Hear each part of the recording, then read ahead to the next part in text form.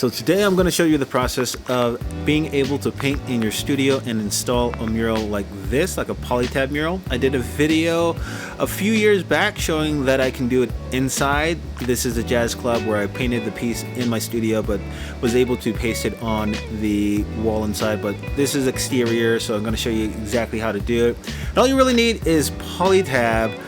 It's like a non-woven synthetic polyester fabric.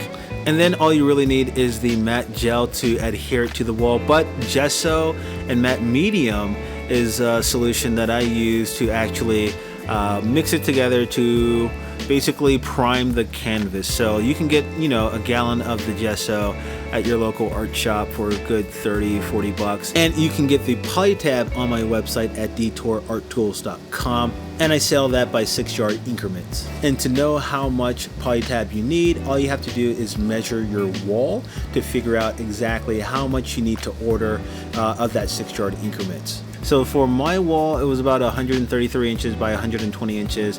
And because this Polytab is about 60 inches wide, I was just gonna do 2 strips across.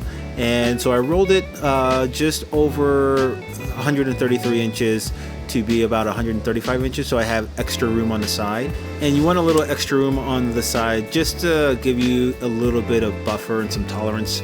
But yeah, after that, you want to make sure, like I said, to lay down a plastic tarp, but then it's just all about just priming it with that gesso and the matte medium.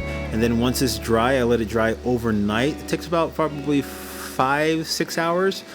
Just want to make sure you get it consistently even everywhere so it doesn't crack, but you just put it on the wall or wherever you're going to paint. So some people will leave it on the ground and paint that way.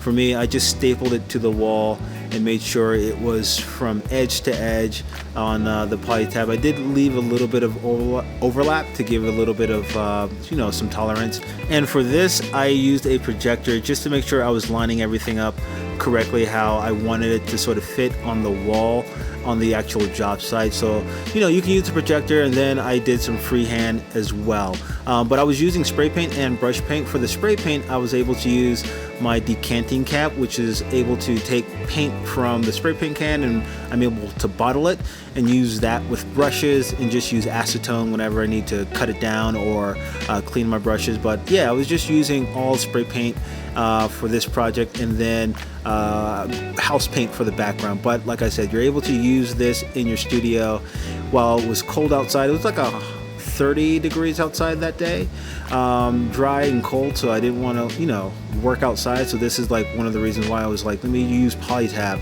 especially because I live in Denver and it gets really cold. So afterwards, when you're done, you roll it out and you're able to actually take that to the job site, unroll it, and then clean the wall that you're adhering it to, because you want to make sure it's flat to the surface. This wasn't a perfectly smooth wall in terms of obstructions. There's sort of nails popping out here and there, so you just got to make sure you prep the wall, but you're able to roll it out. I use tape to hold it up. You can use tacks if the wall is like drywall and you're able to hold it up that way because you don't have an other helping hand helping you.